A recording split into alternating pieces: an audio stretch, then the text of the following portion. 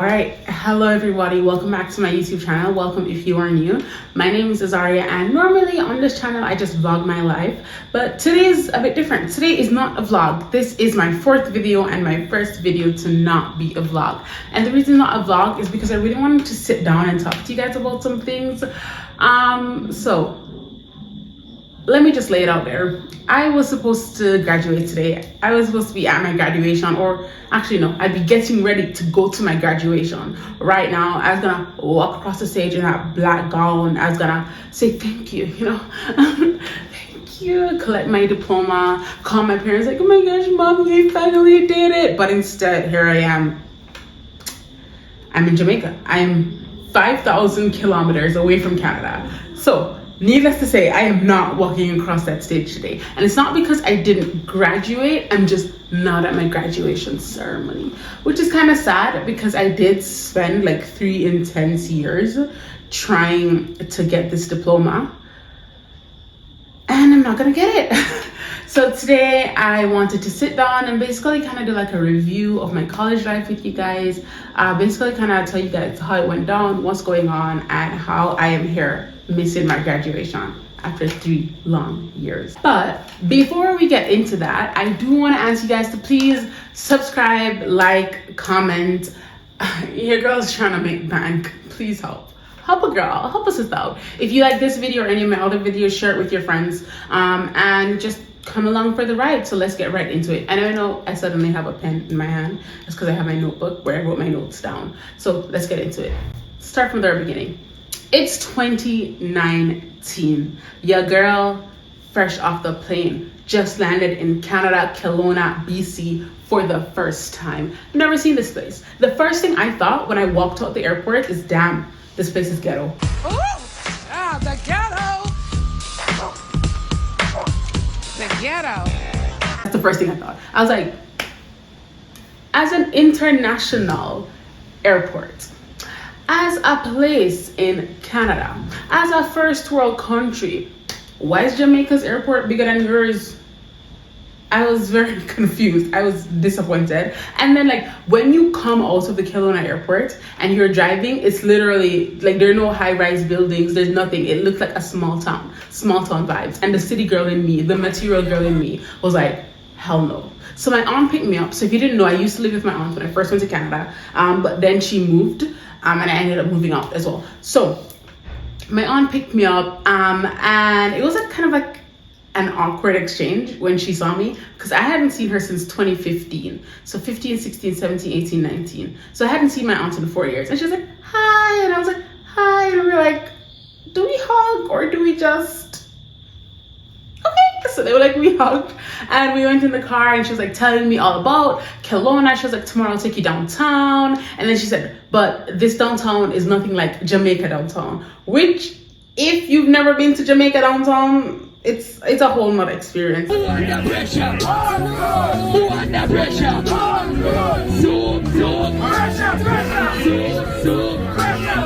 She was like, this downtown is not a Jamaica downtown. It's a bit different. I'll take you around. I'll help you to see everything. And I'm like, okay, cool, let's go. So even though I was like really disappointed coming out of the airport, at the end of the day, I was like, well, I'm in a foreign country. I'm just gonna enjoy it, right? Been suffering. I suffered for 19 years. It's time for me to shake my ass on a yacht. So since I came in September 2019. So 2019, I was just like going out, trying to make friends, trying to live my best life. I ended up going to the church because I'm Catholic. So I ended up going to the church that was near to where I lived. And then I ended up making my first ever friend in college, Choi. And it was great. And then October came around and my grandma passed. So my grandma and my dad's side ended up passing away. We knew it was gonna happen because she'd been sick for a very long time. So I was in Canada for maybe 3 weeks. And then my mom called me and she was like, oh, what are you doing? And I'm like, I'm doing the dishes. And then she's like, oh, well, are you by yourself? And I'm like, yeah. And then she's like, well, I just wanted to tell you something. And I'm like, so tell me. And she's like, well, your grandma passed. And I was like, oh, okay. And then at first I don't think it never really connected at first because I was doing the dishes, and then after I was finished doing the dishes, like I cleaned up, wiped up and everything, I was like, minute. Wow. Crazy. So then I started bawling. Like, it was the most intense bawling I've ever done, like ever. So I was crying, I was like, no, no, no, no, no. But I think I'd already prepared myself because I even like went and told her bye-bye before I left. So we all knew that it was coming, right? And then my sister was like, hey, I'll buy you a plane ticket to come back home. So then I went back home and I was so happy to be back home because when I left Jamaica, that was my first time ever being away from my family. If you don't know, there are 12 of us as siblings, which means I have 11 siblings, which means it's a pretty big family. There's always somebody over our house, always had nieces, nephews over. There was always something going on. So I was very excited to come back to Jamaica. And I don't think I really dealt with my grandma's death, if that makes sense. I don't think I really like acknowledged that it happened. It's kind of like, oh, whoa, fully paid vacation. And then at the funeral, I was like, it's not a vacation. My grandma is actually gone. And that was like, I cried, I broke down, and Davina comforted me. Davina, if you're watching this, shout out to you, thank you. And then I came back to Canada. So when I came back to Canada, I was basically like, let's just pick up where we left off. Let's just vibe, right? So I get back in October, still being friends with everybody who I was being friends with. Actually, like 3 friends. Still being friends with my friends, still like, wintering. It started getting cold, saw snow for the first time. Life was good, right? Life was good. So that was 2019.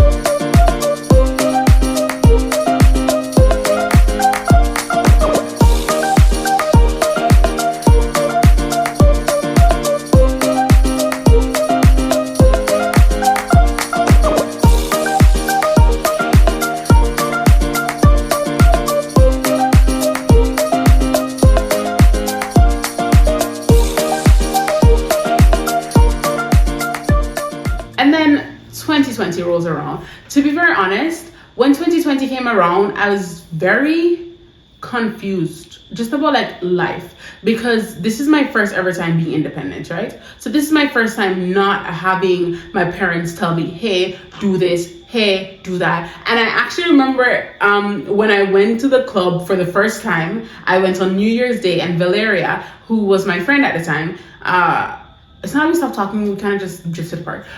But Valeria was like, hey, you want to come clubbing? And I was like, clubbing? Because I've never been clubbing before. So I was like, okay, sure. So then I said to my aunt, oh, auntie, I'm going clubbing. And she's like, you're going clubbing? And I'm like, yeah. And I told my mom, like, mommy, I'm going clubbing for New Year's. And she was like, okay. And I remember I was so happy. I was like, this is going to be my year. I had my vision where like 2020 is my year. And now when I look back at the clips, I'm like, wow, crazy. You're crazy, girl. Needless to say, 2020 was not my year, because shortly after that, it started out good. Don't get me wrong. I went on my first vacation by myself, sitting at the pool. I still have the pictures up on my Instagram. I was like learning things about myself. I went to the club like maybe 2 more times before we went into complete lockdown. I was making shmoney. Well, more shmoney than I'd ever made, because this was like my first time working. So I was making like shmoney.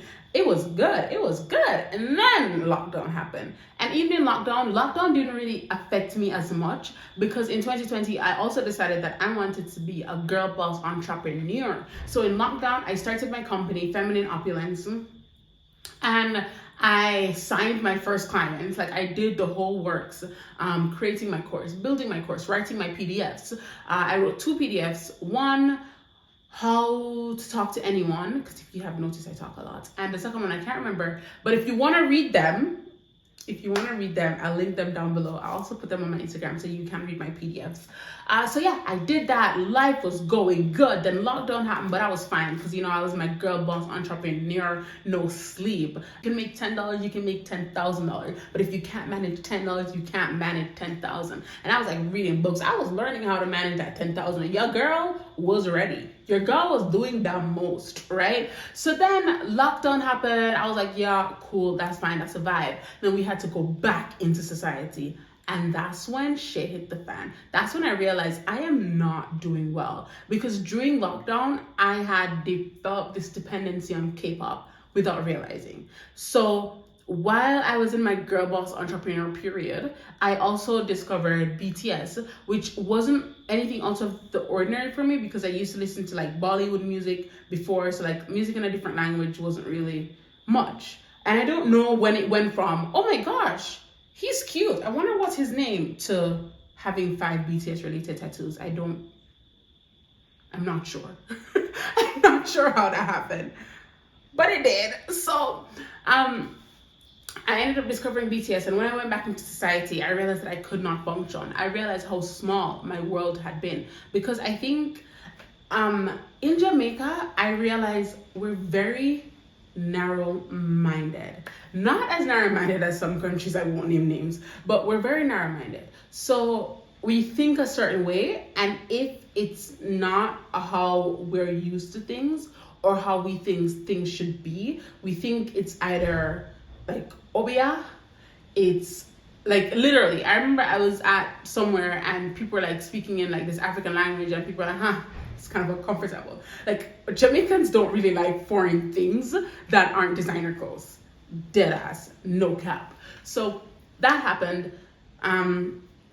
Went back into society, realized that I could not function anymore because I had decided that I needed to learn Japanese, which is its whole thing. I know you're like, but BTS is Korean. That's its own story. I need to learn Japanese, but then Japanese didn't work out because hiragana is very hard. So I was like, I need to learn Korean. So I started studying Korean, and now like a bulk of my 2020 was just me being obsessed with BTS, studying Korean, trying to cope without realizing that that was what I was doing, right? And then in 2020, I also did the first ever rebellious thing I've ever done in my entire freaking life. I got my tattoo. Okay. Oh gosh. See, no problem. Woo. These are so cute. Wow.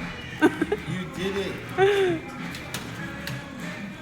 I got 3 tattoos at once, and I remember like having this mental breakdown and calling my friend at the time, Danielle, and saying, Danielle, my mom's gonna kill me. Like, I can't believe I've done something. And Danielle's like, well, but did you want to do it? I'm like, yeah, but I really don't want to disappoint my mom. And Danielle was like, well, if you wanted to do it, at some point you have to recognize that this is your life. Because at this point I was already 20. I got my tattoo in December, right? So it's already 20. And she's like, well, you have to realize that if this is what you want to do in your life, you have to do it. You can't not do things because you're scared of how it will make your mom feel or your parents feel. And I think this was like a really defining moment in my life because I'm the youngest of, as I said, like 12. Well, I'm not the youngest, I'm the second to last. So as far as I'm concerned, I'm the youngest, right? I'm one of the youngest of 12. So I had always been like trying not to do anything to disappoint my parents. If my siblings wanted to do it, that's their business, but I wasn't gonna do it. I also hate being yelled at, and when you do bad things and your parents yell at you, like, it makes me mad, it makes her mad. Let's just not, right? So I never did anything that I thought I wasn't supposed to do. So this is the first ever thing that I wanted to do and actually did for myself that could possibly upset my mom. It did upset her. She did make it known. She did make it known every single time she got that she hated my tattoos. She did make it known. Anyways, around this time, I also started my K-pop Instagram, which is basically like my private Instagram where I like rant about stuff. And that was my 2020. My 2020 was literally just K-pop. I had little to no friends. Now that I look back at it, no wonder I fell into depression because I spoke to the same person every single day. Chanel was like amazing. Love you. I spoke to the same person every single day. Ariel, Pope, like all my friends from Jamaica would check in with me. They'd be like, girl, are you okay? But I don't think I had really any Canadian friends. So it was a very lonely and dark period. But yeah, that was 2020. Now on to 2021. When 2021 rolled about, I was like, well, shit, 2020 was already horrible. 2021 cannot possibly get any worse. And I was wrong. I was very wrong, actually. In 2021, I fell into the deepest depression I have ever been in. This was my first time being depressed, and it was also so dark. Like, I remember calling Gio, who's another one of my friends? I think I'm dropping these names, like you guys know these people, but you don't. I remember calling Gio and being like, Gio, I don't think I can continue doing this. I was lonely, I was by myself. My aunt had moved to another city, so I was basically in Kelowna by myself. I had no friends around me.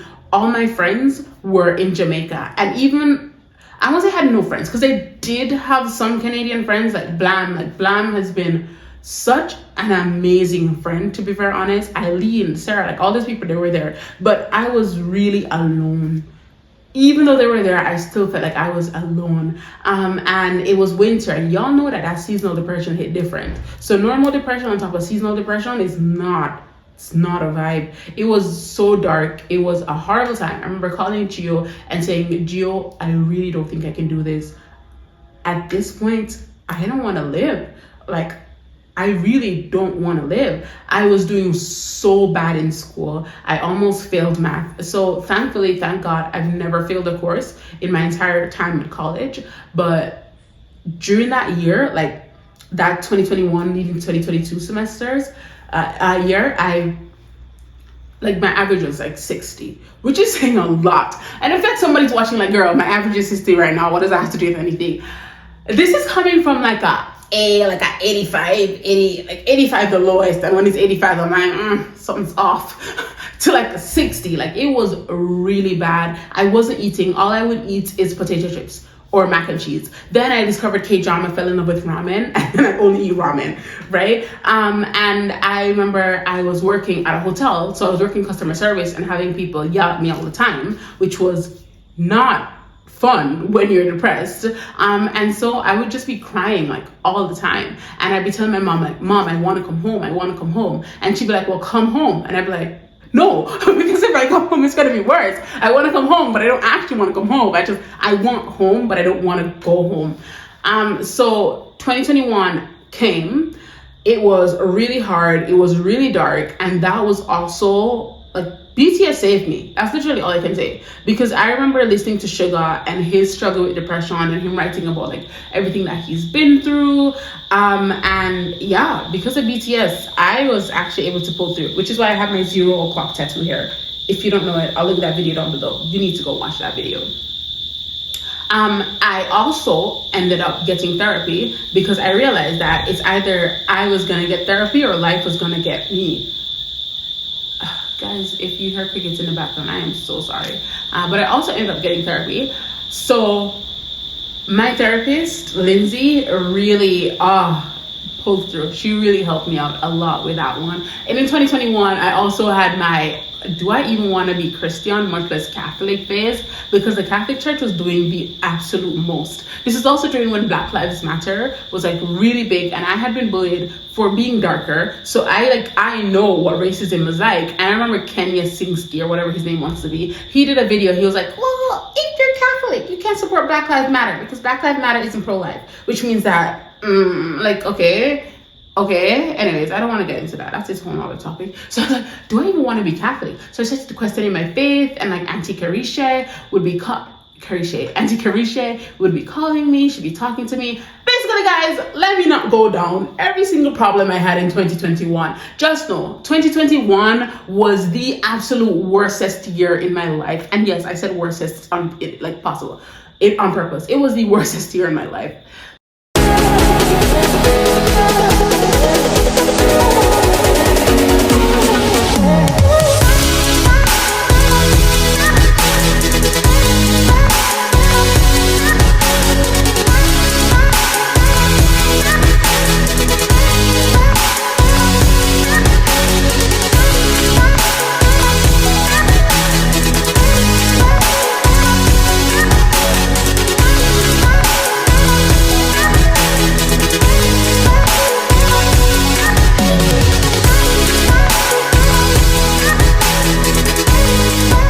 Then 2022 rolls around. Actually, 2021 fall semester rolls around, and life started to look up. Started doing really well in school again. I started making new friends. I think I made Cookie became my friend, Brayden, but then Brayden we had one class together, we became friends, and that was it. I met Julia, I met Silgi, I met Chehi, I met all these amazing people in that 2021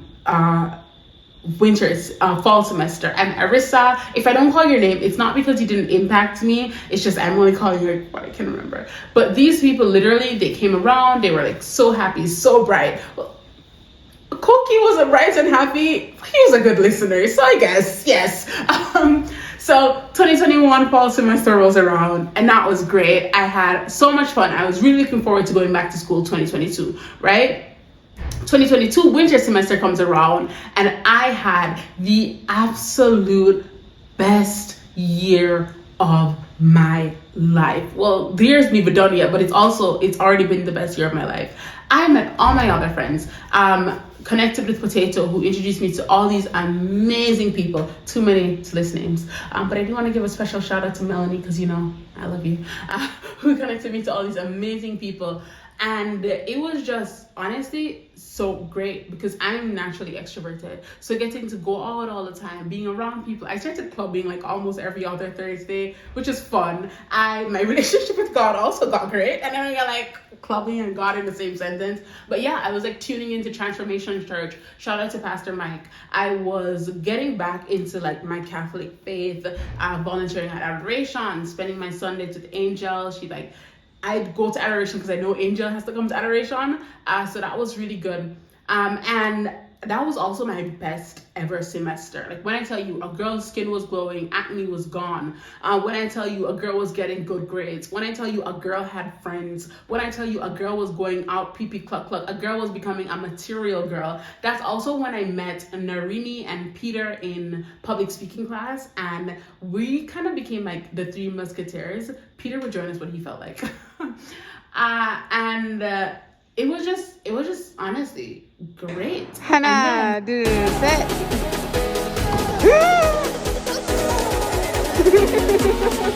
That was so close.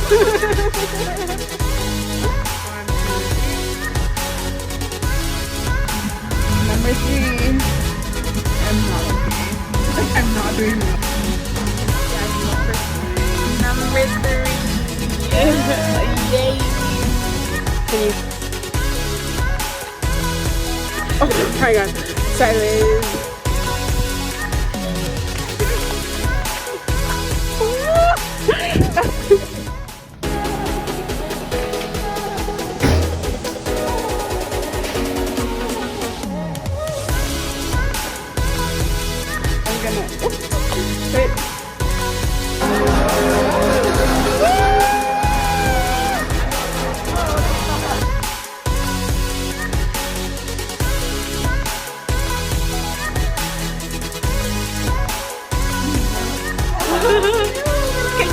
Can you try it again?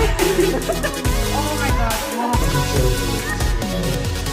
And she's from Chile, and so she's like South American, so she's like kind of like really a little bit conservative. Like I came home the other day.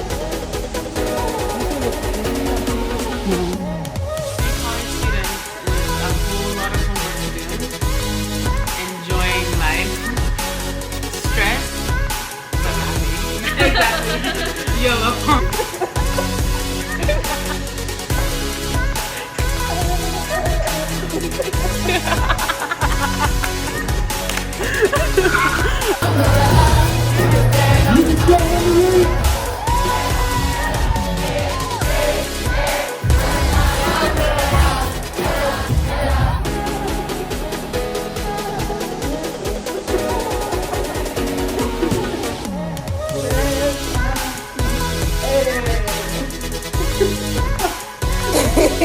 Yes, can you go on?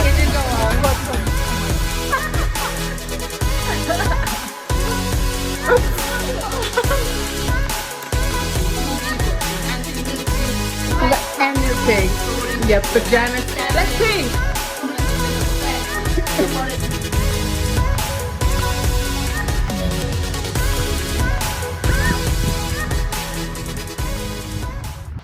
great. And then I came to Jamaica on vacation with Ayane, who I also met at the beginning of this year. And I had the most amazing 2 weeks I could ever possibly have. Connected with all my Jamaican friends and realized that there really and truly is no place like home. And although I love Canada, and Canada has become sort of my second home, I don't think, like, when you're like, oh, where do you live? I say Canada, even though I'm Jamaican. But that aside, there's no place like home. There's no place like Jamaica. I went out almost every single day, met my friends. It was absolutely amazing. I had the best 2-week trip of my life. And I was on my way to the airport when I had some problems. And I was like, oh, shoot. Needless to say, that 2 weeks ended up being a month. I've been here for a month now. And at first I was like, no, I can't. Like, my whole life's in Canada. I was supposed to see Woosung on Monday. This coming Monday, I was supposed to see Woosung. I was supposed to see Doja in August. I was supposed to graduate today. I was like, no, absolutely not. I can't. But I think I needed to. Like, to be very honest, I think if I went back to Canada right away after 2 weeks, I don't think I would have been well. Because staying home made me realize just how much I like miss my family. And it seems like if you live with your parents, you might not notice how much you take certain things for granted. But like, just being able to go up to my mom and like give her a hug. Why am I crying? Why am I crying? Stop. Oh, being able to go up to your mom and give her a hug, which I hadn't been able to do for 3 years. Like, seeing my dad and like playing with my niece and my nephew and seeing all my priests. And before, like in 2019, I'd go over to my priest's office like every single day just to talk to him, which I think is why I didn't need therapy, because I would talk, he would sleep, but I would get it all out. So, and now it's kind of like I'm reliving 2019, which I thought 2019 was the best year of my life. When I was going through like my 2021 period, I thought 2019 was the best year of my life. And now I can honestly say 2022 has been the best year of my life. Even though I'm not at my graduation, and that's really sad because I really wanted to collect that diploma to say, yeah, like 2021 was hard. Yeah, I thought I was going to give up. I was honestly considering like just dropping out of college and coming back and going to UE because it would have been easier. So even though I am not going to get to walk across the stage and collect my diploma today, I'm honestly really glad that I'm here. Like, I'm really glad that I'm in Jamaica and that on a day like this, I would be in Canada collecting my diploma by myself. I'm surrounded by my family, you know, like this morning I woke up, my mom and my dad told me congratulations, kissed my niece, spoke to my nephew, and I feel like this was the best graduation present God could have given me, being surrounded by my family after not seeing them for 3 years.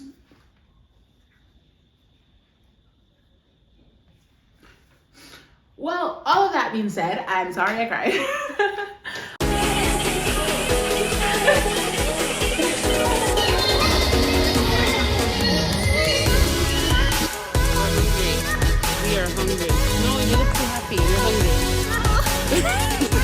We're hungry, Ariel. We're very hungry. Please. I'm gonna do a quick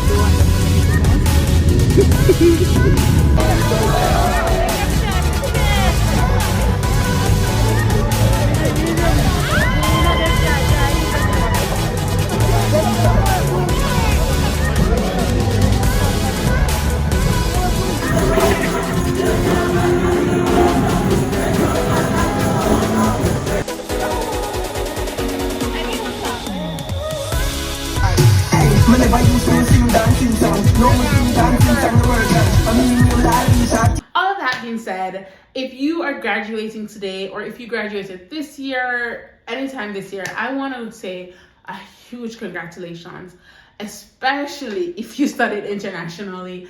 I know if you study domestically, it's still as hard, but if you moved internationally with no friends, no family, then I know the struggle was not normal. So I want to tell you that you did great. And if you're collecting your diploma by yourself with no family, I hope you know that you are loved, you are cherished, you did amazing. And this is the start of a new era. So congratulations to everybody that graduated today, and I hope you have the best professional life moving forward.